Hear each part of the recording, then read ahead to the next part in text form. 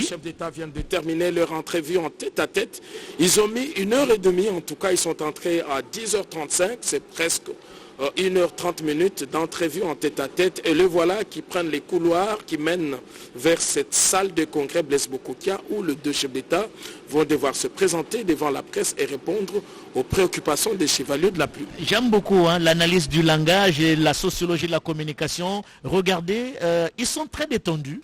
Ils sont très détendus l'un et l'autre et ils échangent. J'aime bien cette image. J'espère que c'est... Ils ont eu moins de temps parce qu'ils continuent encore leur entrevue. Oui, et tout en marchant. Ils vont rejoindre d'un moment à l'autre cette salle, très chers téléspectateurs. Et ça sera les moments forts de cette rencontre entre les deux personnalités. Moments forts en tête à tête, bien sûr, mais moments forts ici, parce que nous avons besoin de suivre ce qu'ils se sont dit à huis clos, en tête à tête. Et ils font les rentrer dans cette salle mythique du Palais de la Nation. Nous le rappelons ici, la RDC accéda à sa souveraineté nationale et internationale le 30 juin 1960. Nous allons écouter. Merci, veuillez vous asseoir.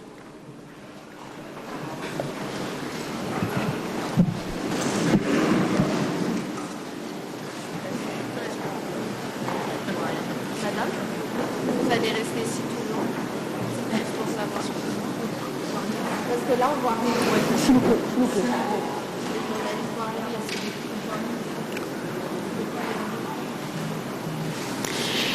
Excellences, Messieurs les présidents de la République démocratique du Congo, de la République française, bonjour et bienvenue à ce point de presse. Monsieur Macron, bienvenue encore une fois en RDC. Nous allons prendre les questions des journalistes du côté français et côté congolais. Nous avons 2 questions de chaque. Mais avant cela, Monsieur le Président de la RDC, Monsieur Félix Tshisekedi, vous venez de recevoir votre homologue français pour un tête-à-tête. Est-ce qu'on peut savoir quelles sont les conclusions de ces échanges et qu'est-ce qu'on peut dire sur la relation franco-congolaise? Où est-ce que nous en sommes? Merci, Madame. Avant toute chose, je voudrais souhaiter la bienvenue au président de la République française, le président Emmanuel Macron. Cher Emmanuel, tu nous fais un grand plaisir de venir en ce moment à Kinshasa, capitale du pays où nous sommes victimes d'une agression injuste et barbare. C'est dans le malheur, dit-on, qu'on reconnaît les amis, et le président Macron est là pour ça. Les relations entre la République démocratique du Congo et la République française sont au beau fixe. Et après la discussion que nous avons eue, le président Macron et moi, je peux dire que nous avons tracé les pistes d'une coopération encore plus importante. Vous savez que le président Macron a dernièrement esquissé les grandes lignes de sa nouvelle vision de la politique française en Afrique. Je l'ai encouragé à ce sujet parce que j'estime que la France-Afrique est dépassée et que si la France veut être aujourd'hui en compétition avec tous les autres partenaires de l'Afrique, elle doit se mettre au diapason, évidemment, de la politique africaine par rapport, évidemment, à ce que les peuples africains veulent et de la manière dont les peuples africains regardent désormais les partenaires de coopération au développement avec qui ils sont en contact. Je me suis réjoui d'apprendre de la part du président français que cette approche est aussi la sienne et que je lui laisserai évidemment le soin de préciser cela et que, moi j'allais dire, cela va dans le sens évidemment des intérêts de l'Afrique. Pour ce qui est de ce que j'ai évoqué en entrée en matière, c'est-à-dire cette agression injuste et barbare, comme vous le savez, il y a eu un mini-sommet à Addis Abeba récemment, au cours duquel nous avons désigné le président João Lourenço de l'Angola, ainsi que le facilitateur désigné par la communauté d'Afrique de l'Est, l'ancien président kenyan, Uhuru Kenyatta. Nous leur donc avons confié la mission d'approcher les rebelles, les terroristes du M23, et le processus est en cours. Je n'en dirai pas plus. De mon côté, j'ai reçu les émissaires du président João Lourenço. J'ai eu l'occasion d'en parler au président Macron, qui lui-même a récemment visité l'Angola et rencontré le président Lourenço, et il peut aussi, s'il le veut, dire ce qu'il en pense. Moi, je reste, comme vous le savez, toujours sur ma position. Je demande à voir, parce que nous ne sommes pas au premier processus près. Les cessez-le-feu, nous les avons déjà décidés depuis le processus de Nairobi. Ensuite, il y a eu celui de Luanda, où il y a eu encore un cessez-le-feu, plus un calendrier qui commençait le 25. Après le cessez-le-feu, il y avait le retrait jusqu'au 15 janvier, et puis ensuite le cantonnement. Rien de tout cela n'a été fait. Nous demandons à voir. Nous donnons la chance à la paix, car comme je vous l'ai dit, ma présidence, elle est destinée plutôt à favoriser la cordiale entente entre les peuples, à commencer par les peuples des pays voisins. Donc je ne mettrai jamais d'entrave à tout ce qui peut aller dans le sens de respecter ou de promouvoir plutôt le processus de paix et de stabilité dans la région. Pour le reste, nous avons parlé des problèmes d'échange économique, des attentes qui sont celles de la RDC. Et là, j'ai eu vraiment le plaisir de constater qu'il y a un engouement certain de la part de la France à vouloir s'engager aussi dans cette compétition que j'évoquais tout à l'heure, dans le business, dans les affaires en République démocratique du Congo, dans des partenariats que nous voulons gagnant-gagnant. Que tout le monde s'en sorte heureux et avec le sentiment d'avoir réalisé des partenariats qui sont satisfaisants. Nous avons évoqué également le problème des forêts. Il revient d'ailleurs de Libreville, où il a participé au sommet One Forest Summit. C'est un sommet qui a pris en compte, qui s'est plutôt attardé sur la forêt tropicale, la forêt du bassin du Congo, qui, comme vous le savez, aujourd'hui est le premier poumon de l'humanité et un atout formidable pour la lutte que nous menons tous contre le réchauffement climatique. Là aussi, nous avons développé une série d'idées et nous sommes arrivés aussi à des conclusions de partenariat importants pour à la fois mettre en avant cet atout considérable qu'est la forêt, mais également comment par la transformation sur place, la transformation locale, nous pouvons créer de la richesse et des emplois. Bref, une dynamique économique qui peut être favorable à nos pays. Là aussi, la France accepte de s'impliquer, de nous suivre. C'est une très bonne chose. Enfin, les minerais stratégiques, nous les avons évoqués. La France veut faire partie du débat.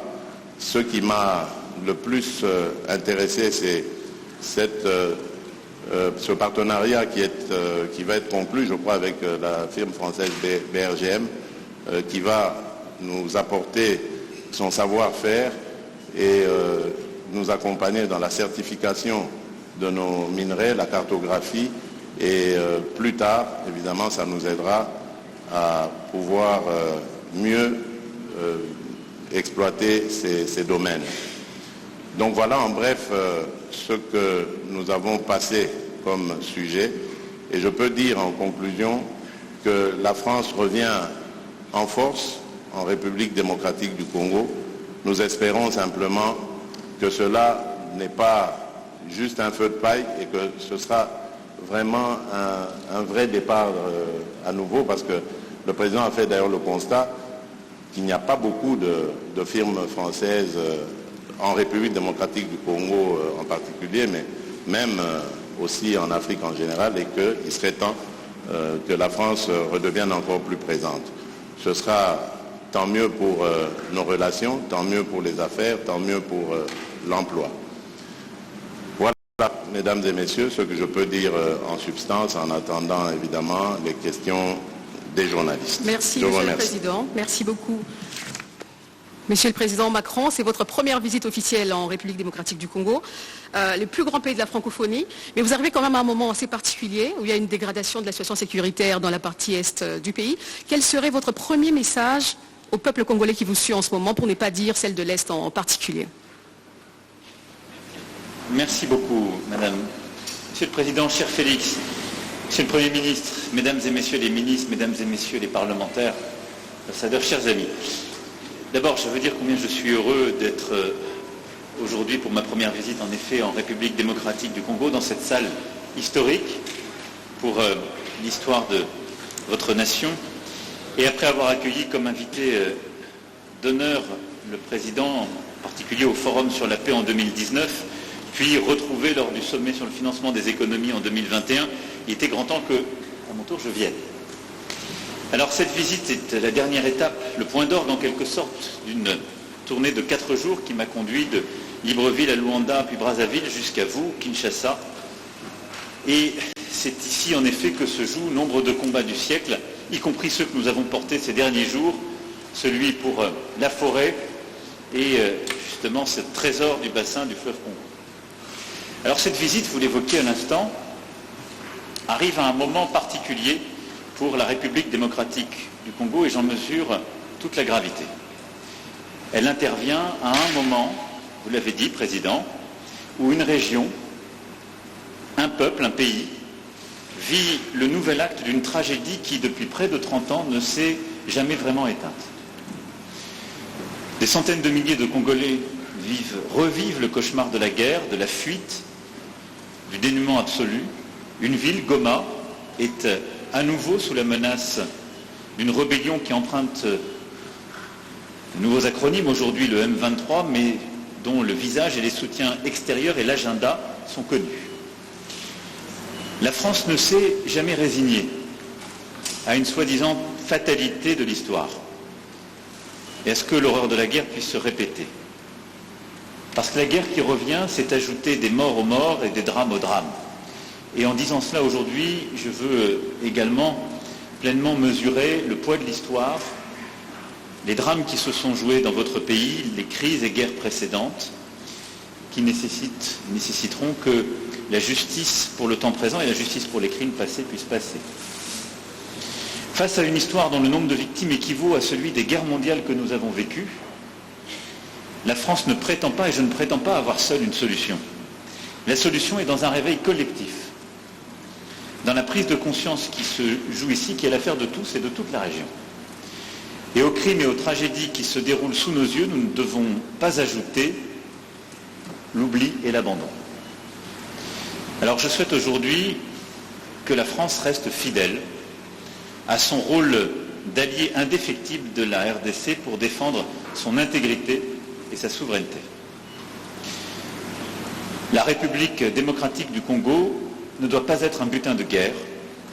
Le pillage à ciel ouvert de la République démocratique du Congo doit cesser. Ni pillage, ni balkanisation, ni guerre.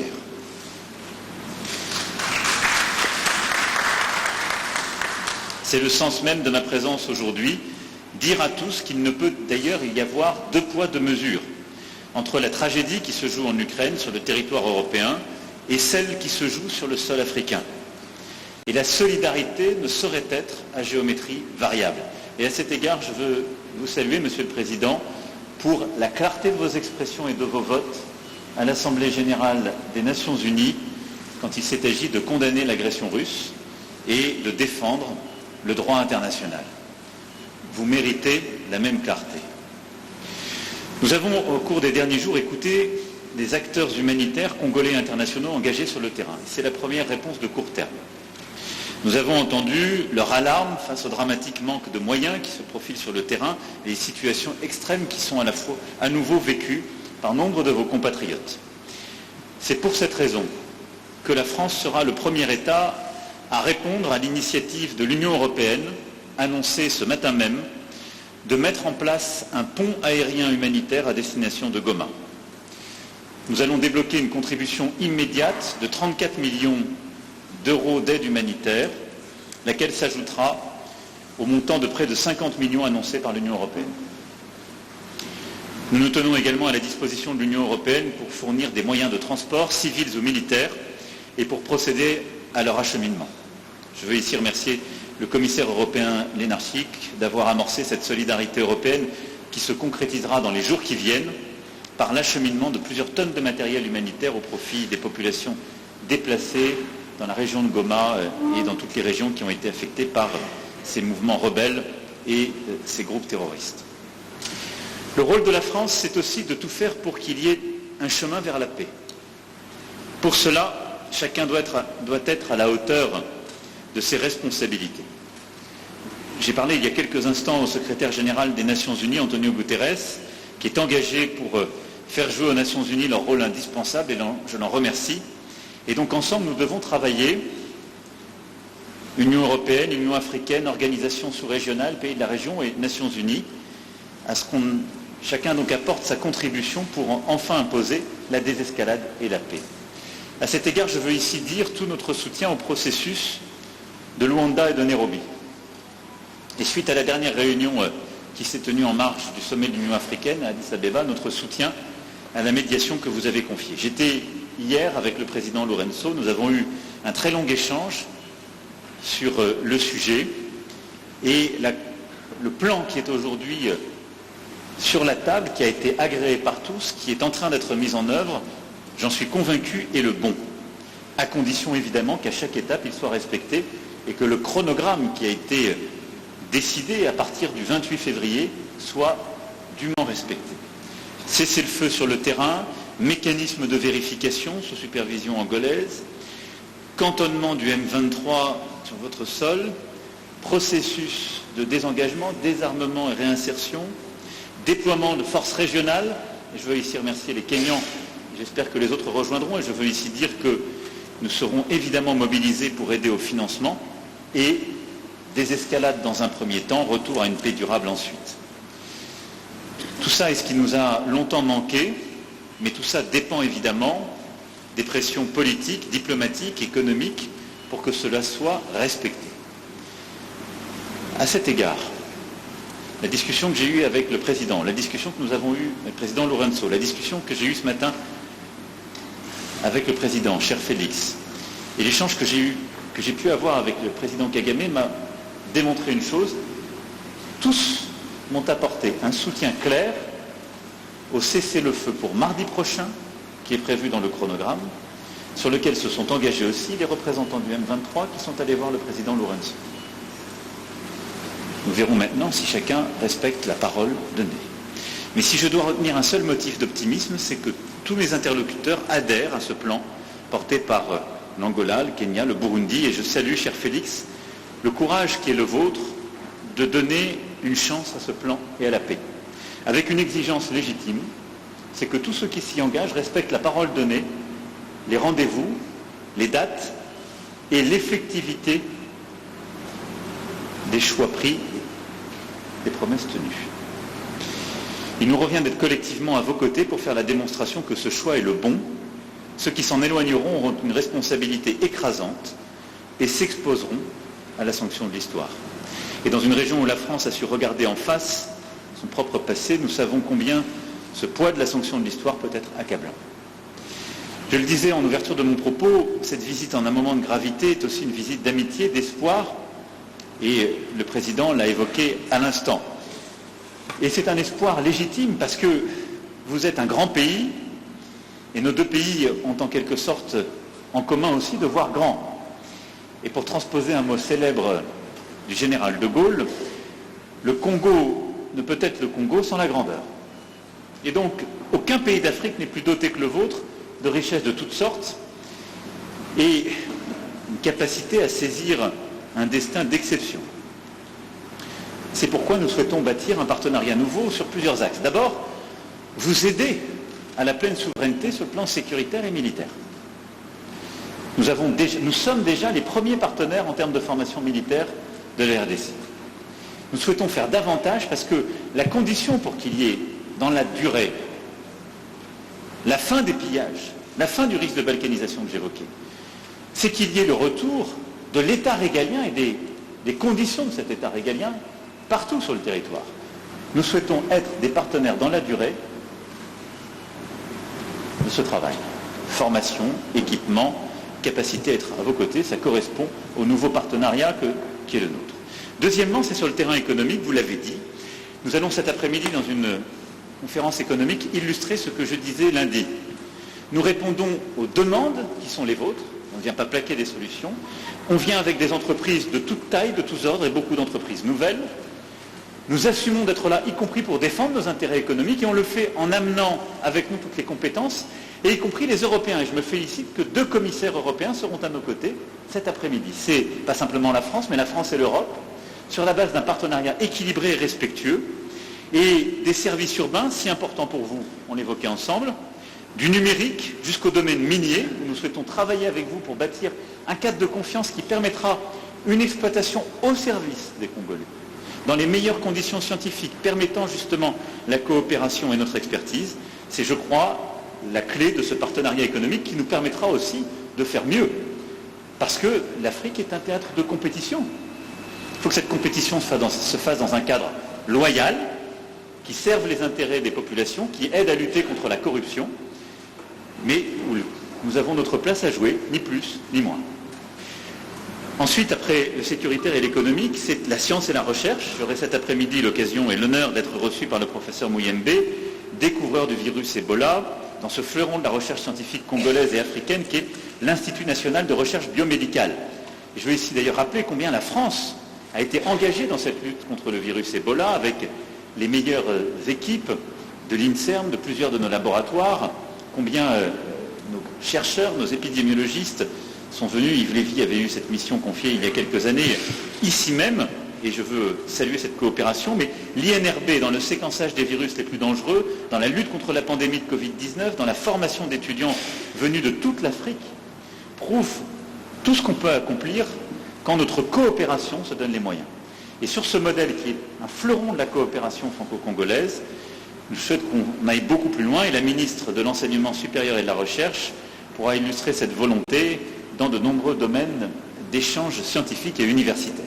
Je souhaite aussi que nous puissions le faire dans les domaines de climat et de biodiversité autour de la question des forêts, si importante et que vous avez réévoquée. Enfin, voir les choses en grand, c'est le voir aussi pour la culture congolaise, c'est votre puissance. Il faut l'exercer, c'est votre intérêt, c'est le nôtre, d'avoir en Afrique et dans le monde, si je puis dire, l'équivalent d'un Nigeria francophone. Les créateurs et entrepreneurs qui nous accompagnent avec la ministre amènent avec eux, outre un immense intérêt pour leurs homologues congolais, tous les outils et les réseaux pour l'aider à se développer dans nombre de domaines nouveaux. Jeux vidéo, séries télévisées, bandes dessinées, e-sport, univers virtuel. De nombreux domaines où la créativité, le génie congolais a sa place à jouer, sa vocation, et qui sont des moyens d'expression, de partage pour nos jeunesses, des moyens aussi de création, de développement de nos industries culturelles et créatives extrêmement importants. Et dans ce cadre, je veux ici dire combien, à mes yeux, la langue française n'est pas simplement un trait d'union, mais un trésor en partage dont vous êtes devenu le centre de gravité. Plusieurs présidents de la République sont venus avant moi ici pour parler de francophonie. Et lorsque François Mitterrand s'est rendu à Kinshasa en 1984, parler de francophonie, la défendait ici, la France était 2 fois plus peuplée que votre pays. Je viens ici devant vous en vous parlant de francophonie, et en assumant totalement que vous êtes le premier pays francophone par votre démographie. C'est une force, une fierté, mais dont il faut tirer toutes les conséquences. C'est une communauté de langues, de valeurs, de solidarité, de progrès, d'exigence.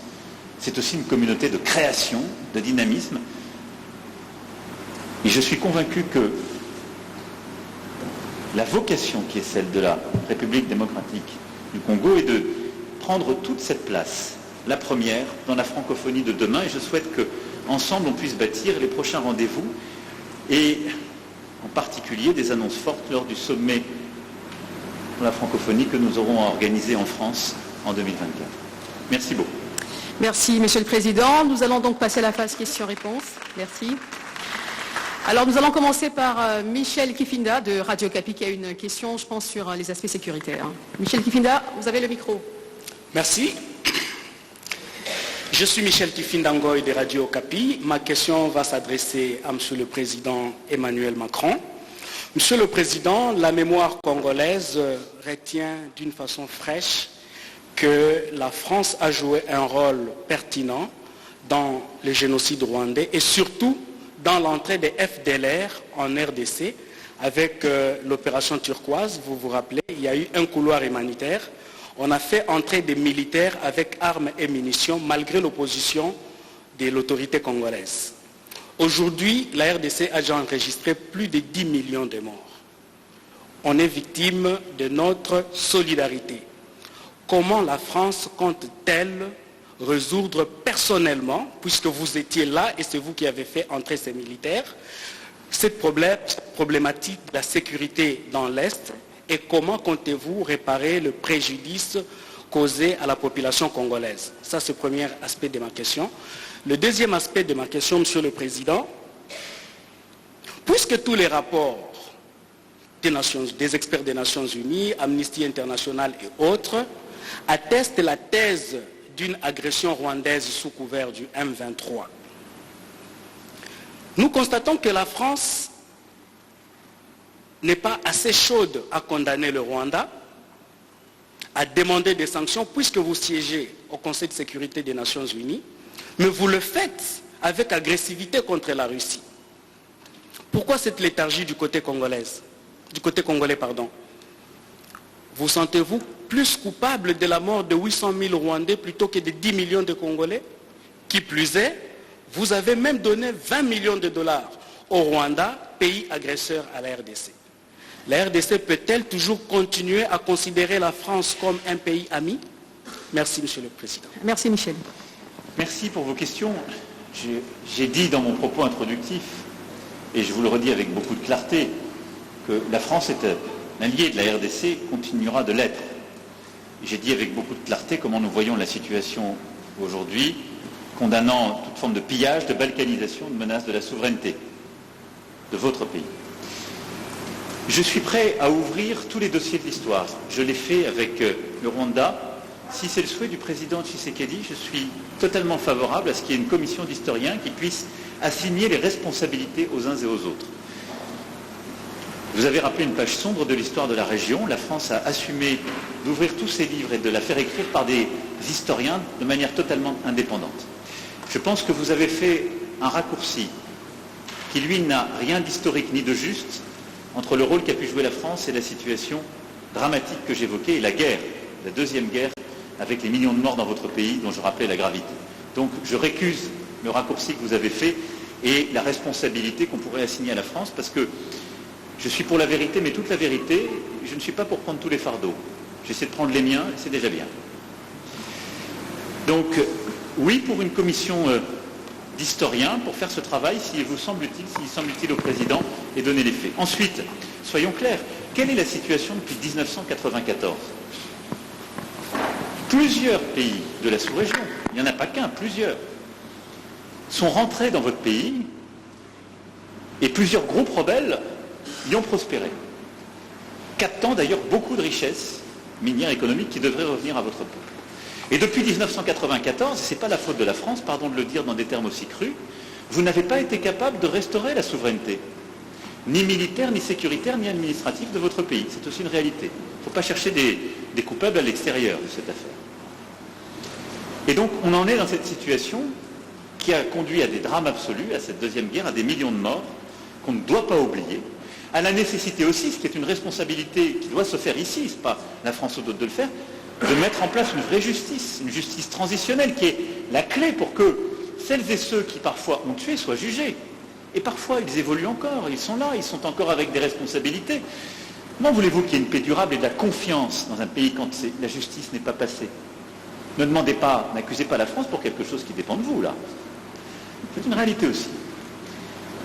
Mais très clairement, sur cette situation, depuis 30 ans, a pris un tour inacceptable. Donc voilà. Oui pour faire la vérité sur l'histoire, non pour prendre tous les fardeaux. Et si on est clair, soyons clairs jusqu'au bout et assignons toutes les responsabilités, y compris les responsabilités congolaises, y compris les responsabilités de la sous-région. Bâtissez une armée solide, construisez la sécurité et le retour de l'État partout sur le territoire, faites passer la justice transitionnelle pour que vous n'ayez pas des coupables et des criminels de guerre encore en responsabilité ou sur le terrain, soyez intraitables avec tous les voisins de la région quand ils viennent vous piller et nous serons à vos côtés.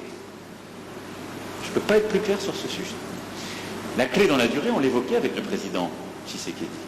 C'est très clairement d'avoir la capacité de tenir tout le territoire et un discours de vérité avec toute la sous-région, parce qu'on ne peut pas rester sur un modèle économique qui consiste à ce que des ressources soient prises ici pour permettre, en quelque sorte, la stabilité économique de voisins. À ça s'ajoute un devoir aussi qui est de répondre à la menace terroriste. Je l'évoquais tout à l'heure rapidement. Les ADF sont des groupes qui n'ont pas de proxy régionaux.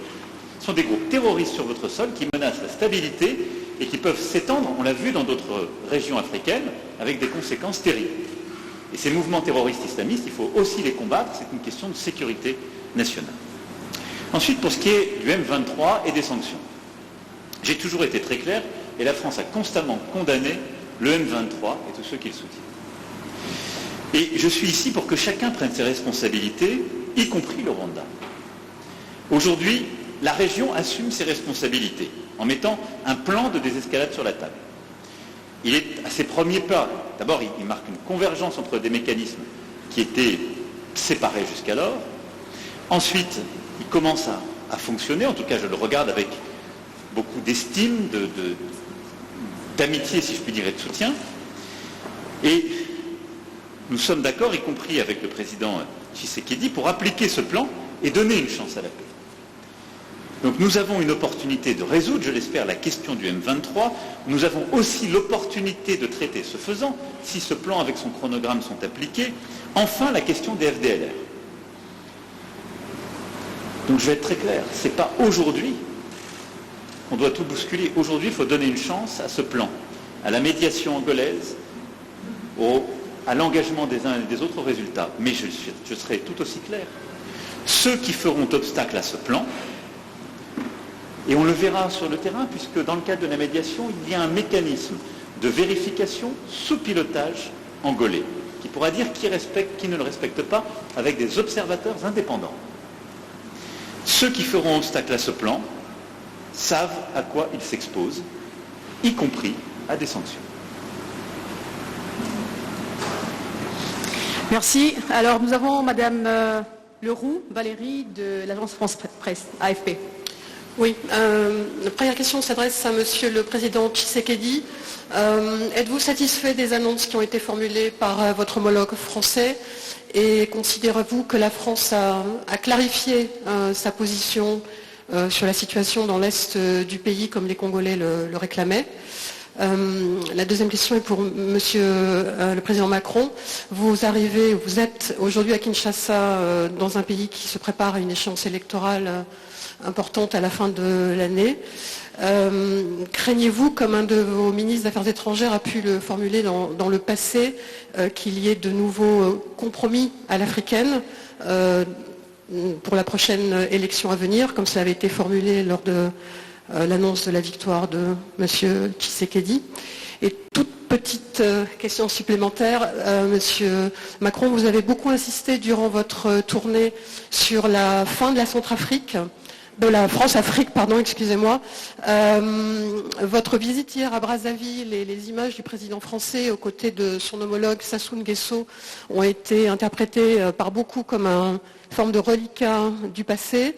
Est-ce qu'à ce jour, on peut dire que la réalité impose peut-être de maintenir, de garder certaines pratiques du passé?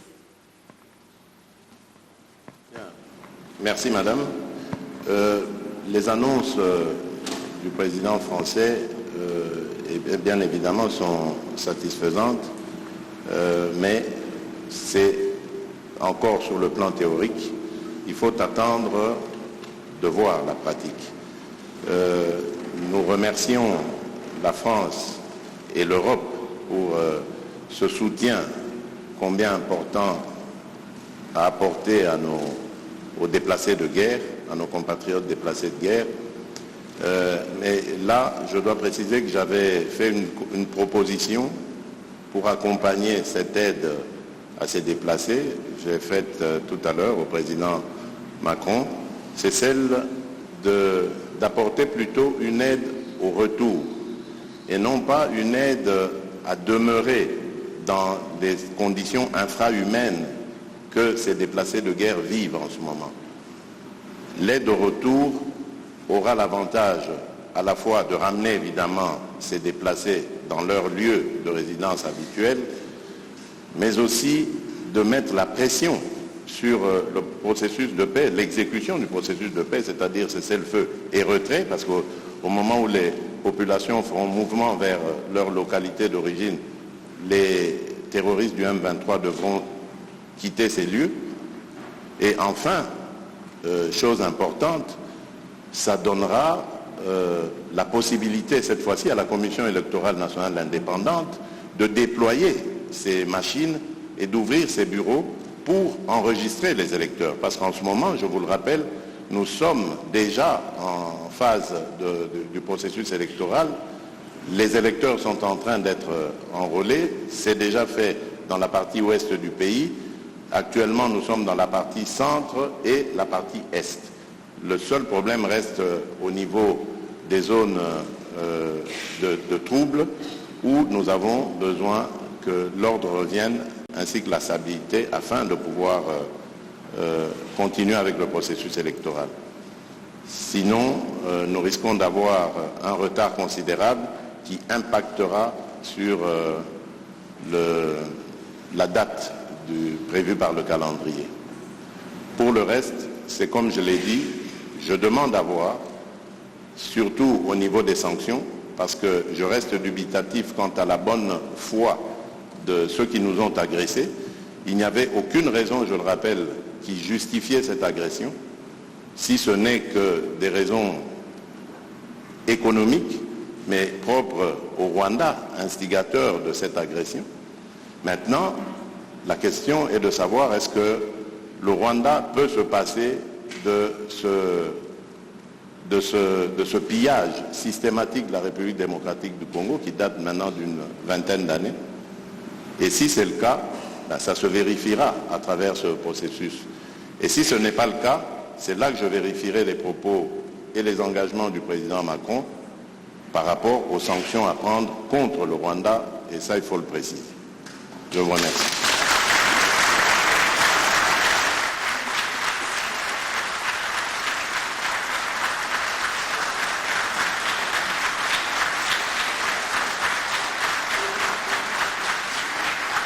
Alors, il y avait une partie de la question qui était adressée au président Macron. Alors, je veux d'abord peut-être dire très clairement que j'ai expliqué la position de la France. Nous avons pris des engagements humanitaires et politiques très clairs, y compris d'ailleurs sécuritaires. Mais ce n'est pas la France qui apportera la solution. Et je le dis ici avec beaucoup de clarté et d'humilité. Et je pense que c'est à la fois l'honnêteté et c'est la condition pour pouvoir être heureux. Parce que si on attend trop de quelqu'un ou si on arrive là dans le sentiment qu'on pourrait résoudre tous les problèmes, on finit tous malheureux. C'est pas vrai. Bon, ensuite, je l'ai dit au président, moi je soutiens le processus. Je fais confiance aussi à l'engagement du président Lourenço. Et j'espère en quelque sorte ne pas avoir à aller jusqu'aux sanctions, parce que ça voudrait dire que le chemin aura été respecté. Et je pense que tous ici dans cette salle, c'est ce que vous préférez. Parce que c'est ça qui permet d'éviter la guerre et de recouvrer une situation de stabilité. Enfin, sur les questions humanitaires, je voudrais distinguer deux choses. Il y a le pont humanitaire qu'on a décidé qu'on va financer de court terme, et il faut le faire parce que c'est livrer du matériel médical, de quoi se nourrir dans des situations d'urgence. Et ensuite, il y a la question de réfugiés et de déplacés, et je souscris à ce qui a été dit par le Président, et nous accompagnerons ce mouvement sur le retour de ces populations vers des lieux qui auront été libérés par les M23. Puis le Président m'a aussi parlé d'autres camps de réfugiés, cette fois-ci côté Hondé. Sur ce qui est des élections à venir, il y a un calendrier, il y a un engagement. La France a toujours été très claire, c'est-à-dire là aussi. Je pense que si on veut que les choses marchent, il faut partir avec de la confiance et se donner les moyens de la confiance. Et donc qu'il y ait un processus loyal, qu'il y ait une commission nationale indépendante qui suive le processus, avec des personnalités incontestables d'un point de vue politique et neutre, et qu'il y ait des systèmes et l'organisation du vote qui soient aux meilleurs standards, et qu'il y ait des observateurs régionaux, internationaux, déployés partout, avec peut-être d'ailleurs une association des communautés religieuses pour que de manière très locale il puisse y avoir des observations dans chaque bureau de vote, et qu'il y ait un processus de confiance qui soit mis en place. Donc moi j'ai confiance en cela, je sais combien le président Tshisekedi, qui est le fruit d'une alternance politique, est attaché à la clarté démocratique. Il n'y a aucune raison pour que les choses ne se passent pas dans les meilleures conditions. Et le rôle de la communauté internationale, c'est d'y aider en fournissant les moyens, la bonne organisation et le reste. Pour ce qui est de la France-Afrique, dont vous avez parlé, et de la fin de la France-Afrique et du fait qu'il n'y ait plus de France-Afrique, je ne suis pas sûr qu'on soit dans le meilleur pays pour en parler. Pas une façon de me défausser. Absolument. Mais c'est une réalité, là aussi. Mais qu'est-ce que ça veut dire? Ça veut dire qu'on assume tout et qu'on part d'un nouveau pas. Le président Sassou Nguesso est président depuis longtemps dans son pays. Bon, c'est pas le choix de la France. Ça fait 14 ans qu'il n'y avait pas eu un président français qui était là-bas, et c'est normal que ce ne soit pas le choix de la France, parce qu'il se trouve qu'il n'est pas président français. Donc, quand on va au Congo-Brazzaville, parce qu'il faut humilier personne quand on fait une tournée régionale, ça ne me choque pas particulièrement que le président français rencontre le président du Congo. Voilà. Alors après, la question, c'est qu'est-ce qu'on lui dit? C'est pas pour lui servir la soupe. Et donc, j'ai tenu un discours cohérent avec ce que je vous disais lundi, qui est celui de bâtir des nouveaux partenariats. Une politique pour le climat et la forêt qui correspond à nos ambitions et l'application de ce qu'on a lancé à Libreville. Une politique culturelle nouvelle en défendant justement les artistes, y compris les plus insolents et les plus innovants. De nouveaux partenariats en matière économique pour les petites et moyennes entreprises, pour faire davantage là-bas et améliorer le cadre d'affaires, ce que je lui ai demandé parce qu'il n'est pas bon aujourd'hui. Donc c'est une politique exigeante, sincère, d'avenir. Voilà. Mais si on se met en quelque sorte dans une situation qui consiste à dire partout où il y a des dirigeants qui ne sont pas élus aux meilleurs standards démocratiques ou ceux qui nous plaisent, ou qui sont là depuis trop longtemps, il n'y a plus de déploiement de la France ou de partenariat, ben vous serez les premiers à m'expliquer le lendemain qu'il n'y a plus de politique de la France du tout et qu'il n'y a plus de présence de la France. Donc, on fait avec les dirigeants qui sont là, avec respect. Donc il y a du respect, on en doit à la fois au président Sassou Nguesso et à son peuple. On le fait en constatant nos accords et nos désaccords et en essayant de bâtir une politique d'avenir et en disant ce qui ne va pas quand ça ne va pas, ce que j'ai fait hier. Donc je pense que c'est cohérent. Mais c'est exigeant.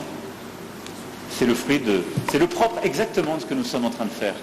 Avec le continent africain, je pense qu'il le mérite, parce que c'est un immense continent d'avenir avec lequel on a une histoire plurielle, si je puis utiliser ce terme, multiple, mais qui est un continent que j'aime. Merci beaucoup. Monsieur le Président, vous avez une réaction par rapport à la question qui a été posée? Oui, je voulais réagir par rapport à cette question sur le compromis à l'africaine, enfin ce petit commentaire, pour dire que, voyez-vous madame, c'est justement ça qui doit changer dans nos rapports avec la France en particulier, mais l'Europe en général, l'Occident. Votre façon de voir les choses lorsqu'elles se passent en Afrique. Quand il y a des irrégularités aux élections américaines, on ne parle pas de compromis à l'américaine. Lorsqu'en France, il y a plusieurs années maintenant, lors des années Chirac, il y a eu un scandale sur des électeurs décédés qu'on a fait voter, on ne parlait pas de compromis à la française. Je crois qu'il doit y avoir du respect dans la considération que nous avons les uns envers les autres. Nous n'avons aucunement l'intention de galvauder l'opinion de nos électeurs. Le processus électoral est entamé. Nous avons tiré suffisamment la sonnette d'alarme pour dire que s'il y a risque de dérapage, ce n'est pas à cause des autorités du pays ni des responsables de la CENI, c'est simplement dû au fait que nous sommes un pays agressé par le Rwanda, l'agression à laquelle d'ailleurs a fait suite un déplacement massif de population, d'électeurs, qui pouvaient être en ce moment en train d'être enrôlés, mais qui malheureusement ne peuvent pas à cause du fait qu'ils sont loin de leur base. Et à cause de cela, nous risquons de prendre du retard dans l'enrôlement. Et s'il y a retard dans l'enrôlement, il y aura retard dans le vote de la loi sur la répartition des sièges, parce que c'est très important, c'est en juin qu'elle doit intervenir, pour que nous puissions ensuite aller sur un processus électoral crédible. Sans cela, jusqu'à ce stade, je ne sais pas comment nous allons nous y prendre. Est-ce qu'il faut stopper le processus d'enrôlement des électeurs en attendant que la paix revienne, avec le risque que cela impacte sur le respect du calendrier, ou faut-il continuer le processus en ne prenant pas en compte les populations nombreuses de déplacés de guerre? C'est ça qui peut poser problème. Et si demain, nous allons aux élections dans des conditions difficiles, vous parlerez de compromis à l'africaine, alors qu'aujourd'hui, ces mêmes Africains sont en train d'attirer votre attention sur cette ignoble et injuste agression due au fait du Rwanda, et demandons même des sanctions. Personne n'en parle. Voilà ce que je voulais apporter comme précision pour dire, ça aussi, ça doit changer dans la manière de coopérer avec la France et l'Europe. Regardez-nous autrement, en nous respectant, en nous considérant comme de vrais partenaires, et non pas toujours avec un regard paternaliste, avec l'idée de toujours savoir ce qu'il faut pour nous et non pas pour...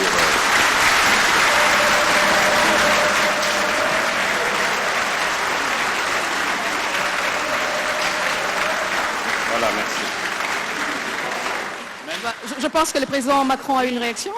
Malgré les vivas, si le président Tshisekedi m'y autorise, je voudrais apporter un commentaire au commentaire. Je m'explique. D'abord, je pense que c'est très bien parce qu'on lève beaucoup de malentendus à travers ce jeu de ping-pong. D'abord, je veux que vous sachiez que quand il y a des problèmes électoraux aux États-Unis d'Amérique ou en France, la presse française en parle. Elle les dénonce, elle l'explique, elle s'en saisit, et elle en parle de manière aussi intraitable qu'elle le fait quand elle parle de vous. Donc il n'y a pas de double standard.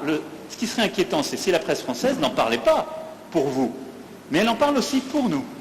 Mais pas de compromis. Non, mais elle parle de tout, elle parle de malversation quand il y en a. Elle parle beaucoup plus, elle va beaucoup plus loin, il n'y a pas de sujet. Elle essaie de dire la vérité, c'est le travail d'une presse indépendante. Et donc, il ne faut pas être choqué que la presse, quand elle a écho, quand elle entend des oppositions qui disent qu'il y a des problèmes, vous pose la question. Ce serait un double standard si elle disait on est en Afrique, donc on ne pose même pas la question, ce n'est pas un sujet. Non, elle pose la question, mais elle le fait aussi chez nous. Chez nous. Et il se trouve que chez nous, quand il y a des malversations politiques, je ne voudrais pas que des malentendus s'installent, y compris quand on fait référence au président Chirac, il y a des procès qui sont faits. Et les gens sont condamnés, parce qu'il y a une justice indépendante. Donc il y a une presse indépendante et une justice indépendante. Ça crée une démocratie qui est parfois vibrante. Alors je ne dis pas que c'est... on se fait attaquer, mais c'est très bien.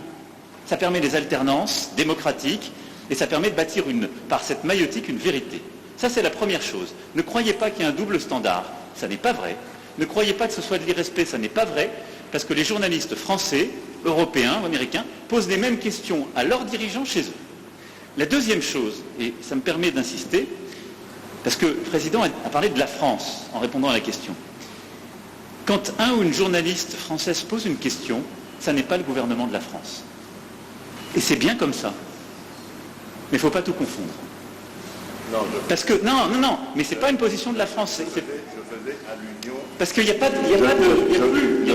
Je faisais allusion au propos de Le Drian. Lui, il est officiel français. Oui, mais... Le compromis à l'africaine, c'est Le Drian, c'est pas la journaliste. C'est exact, mais c'est compromis. Mais cette formule, Président, on sait d'où elle est sortie et on sait le contexte électoral. Non, mais on sait le contexte électoral. Et il n'y avait pas de caractère de mépris dans la formule de Jean-Yves Le Drian. À Nairobi, d'ailleurs, grâce à toi, on a pu s'expliquer avec. Et la France a beaucoup œuvré, vous le savez ô combien, pour qu'il y ait alors une alternance, qui n'aurait pas été à ce moment-là un mécanisme spontané. Je ferme cette parenthèse, mais je voulais faire cette précision. Pardon. Merci, très bel échange. Alors, je pense qu'on va peut-être réduire la phase questions-réponses. Il nous en reste 2. Alors, messieurs les journalistes, vous ne posez votre question que si elle n'a pas encore été posée ou s'il n'y a pas eu de réponse apportée. Alors, on va prendre une autre question congolaise. Monsieur Patient Ligodi de Actualité.cd. Il est par là. Merci beaucoup. Au président Emmanuel Macron, je suis désolé de revenir là-dessus. En décembre dernier, la secrétaire d'État Chrysoula Zakoro-Poulou a ouvertement condamné au nom de la France le soutien apporté par le Rwanda au M23. 3 mois plus tard, qu'est-ce qui fait qu'au plus haut niveau, vous n'arrivez toujours pas à le faire? Pourquoi la langue lourde sur cette question? Monsieur le Président, pourquoi le mot agression est considéré comme un mot tabou? Votre homologue juste à votre côté l'a prononcé 6 fois, j'ai compté. Pourquoi avez-vous du mal à nommer l'agression rwandaise alors que tous les rapports indépendants le disent et le prouvent? Vous avez tout à l'heure parlé des discours de vérité. Alors le peuple congolais voudrait également entendre cette vérité de votre bouche, l'agression rwandaise. Au président Tshisekedi, Excellence, n'avez-vous pas l'impression d'être pris au piège par l'EAC et à tous ces processus? 3 calendriers de retrait. Toujours, comment sortir de ces pièges alors que le mandat offensif de la force régionale est bien clair? Merci.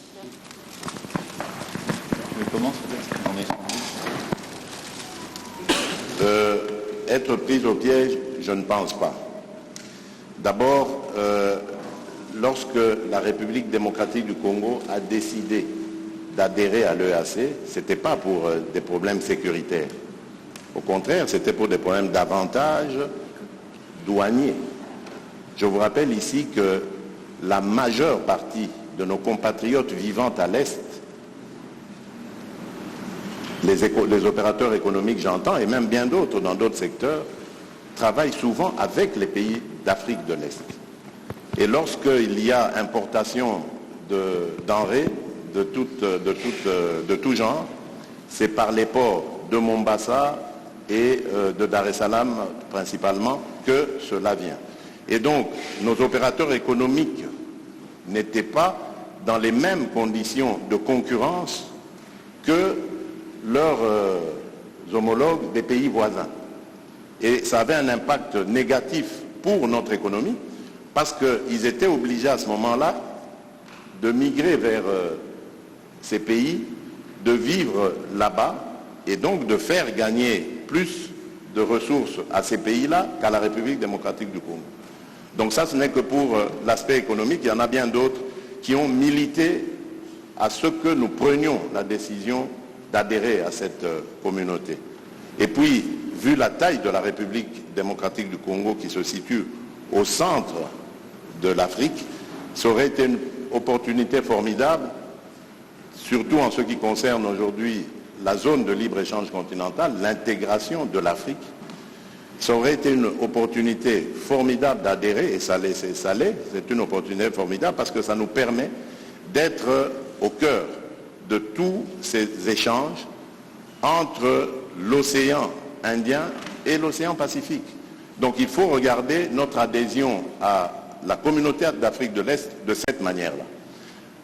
Malheureusement, entre-temps, par accident ou par velléité hégémoniste ou de pillage de nos ressources, le Rwanda nous fait la guerre, mais cela ne doit pas remettre en cause toute la raison d'être de notre adhésion dans cette communauté. Alors, maintenant, lorsque vous me parlez de piège, je ne suis pas d'accord avec ça. Parce que d'abord, les forces kenyanes se sont déployées comme elles s'étaient engagées de le faire. C'est le cas aujourd'hui. La difficulté, et j'en conviens avec vous lorsque vous parlez de sorte d'attitude bizarre de la part de la communauté de l'Afrique de l'Est, la difficulté aujourd'hui, c'est de passer à la contrainte, comme ça avait été le cas. Mais vous savez, la contrainte, c'est la guerre. La guerre, on sait quand on la commence, on ne sait pas quand on la termine. Vous avez plusieurs exemples dans le monde aujourd'hui. Et je crois que ces pays veulent donner la chance à la paix, mais alors jusqu'au bout. Et c'est notre cas aussi, nous, République démocratique du Congo, qui sommes les plus concernés par cette agression. Parce qu'à cause de cette agression, nous sommes obligés aujourd'hui de consacrer nos ressources à renforcer les capacités de notre armée, alors qu'on pouvait continuer avec notre programme de développement local des 145 territoires, avec le financement de la gratuité de l'enseignement, avec le financement de la gratuité et de la couverture santé universelle. Donc voilà, je peux continuer comme ça, des tas de projets sur lesquels nous étions engagés et que nous sommes maintenant obligés d'arrêter parce qu'il faut se consacrer à la sécurisation de nos populations et de notre territoire. Et donc c'est d'abord l'affaire des Congolais avant d'être celle de nos voisins. Nos voisins viennent en aide à ce que nous recouvrions la paix et j'espère qu'ils auront raison. Ils veulent donner une chance à la paix, c'est normal, parce qu'ils pensent qu'engager des ressources à vouloir faire la guerre, c'est des dépenses, beaucoup de dépenses, et même au bout du compte, on n'est pas sûr du résultat. Donc donnons d'abord une chance à la paix, et je suis d'accord avec ces pays voisins, et ensuite nous verrons. Mais comme je l'ai dit, moi je reste vigilant, parce que dubitatif, compte tenu de ce que je sais des velléités rwandaises, et compte tenu de ce que je sais de leurs engagements pris jusqu'ici, qui n'ont jamais d'ailleurs été respectés. Voilà. Pour ce qui est de votre question, j'ai été très clair sur la condamnation du M23 et de tous ceux qui le soutiennent, le Rwanda. Bien sûr. Donc, je ne peux pas être plus clair que ça. Après, ce n'est pas une question de dénonciation, je l'ai fait, nous l'avons fait depuis des mois. Parler d'agression, on l'a fait par des groupes. Des groupes qui sont d'ailleurs des groupes incluant aussi des Congolais, vous le savez comme moi. Donc ce n'est pas une agression d'une puissance extérieure. Ils sont soutenus par plusieurs puissances extérieures dans une logique de prédation, mais ces groupes ont aussi des ressortissants qui sont votre pays. C'est une réalité. Bon. Donc, je l'ai condamné, et on peut parler tout à fait d'agression, j'ai aucun problème, de tous ces groupes, y compris des ADF et autres. Et la France est un soutien et un allié de la RDC contre à la fois ces pillages, cette volonté de balkanisation. La question qu'il y a derrière ce que vous me demandez, c'est de savoir si on veut passer un cran supplémentaire, elle est tout de suite aux sanctions. J'ai répondu de manière très claire tout à l'heure. Nous dénonçons, nous condamnons, nous accompagnons le processus de médiation régionale, mais au moment où, pour la première fois depuis des mois, alors que jusqu'alors ces processus avaient été mis en échec, par des refus de délivrer des visas pour permettre, par exemple, au M23 de bouger. Ça a été fait, ils ont pu aller à Luanda. Il y a un processus qui avance. On a un rendez-vous mardi, je serai intempestif à vous dire il faut tout de suite sanctionner. Donc je vous l'ai dit, moi, je fais confiance à ce processus parce que je pense qu'on peut se faire plaisir, on peut faire de l'escalade de tribunes ici devant vous. Mais demain, c'est quoi l'alternative au plan de paix régional? C'est la guerre. Est-ce que je souhaite la guerre pour vous? Non. Donc je souhaite défendre ce plan de paix régional qui me paraît sérieux, crédible et qui engage toutes les forces de la région. Parce que je n'ai pas trouvé de solution plus intelligente et plus crédible.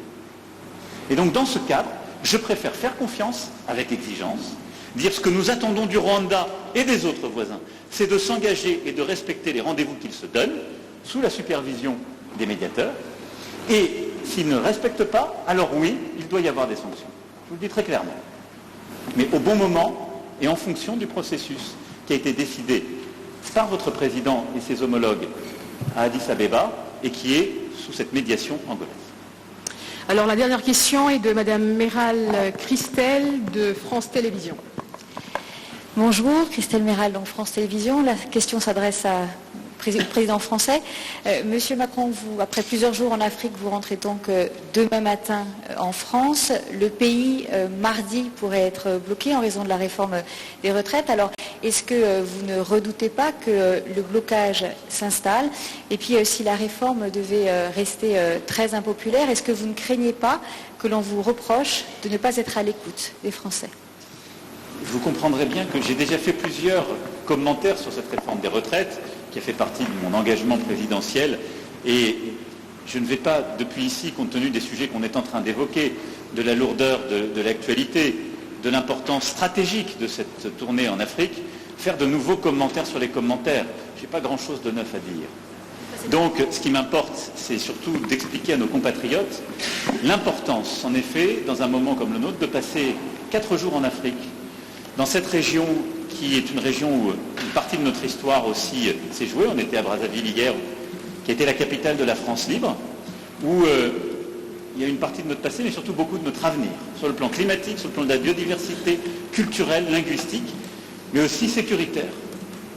Et donc, je pense que c'est important que le président de la République française, que les ministres compétents puissent se déployer, y compris dans ces moments-là, pour porter la voix de la France, agir. Et tout n'est pas suspendu à une seule chose, et tout ne doit pas l'être. Et ça reste la préoccupation majeure des Français. Nous continuons à avancer, mais vous avez compris que je ne ferai pas davantage de commentaires sur la vie politique française ici, depuis Kinshasa, à la fois parce que je n'ai pas grand-chose à dire, et ensuite par respect pour nos amis, compte tenu de ce qu'ils sont en train de vivre. Et vous avez raison. Je voulais simplement vous dire qu'on est ensemble. Tsoza Elongo, Tuko Pamoja, Tuji Pamwa, Betukere Kimbuka.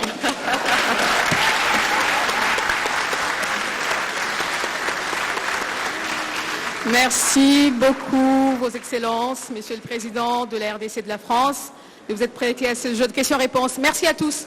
Restez assis, s'il vous plaît.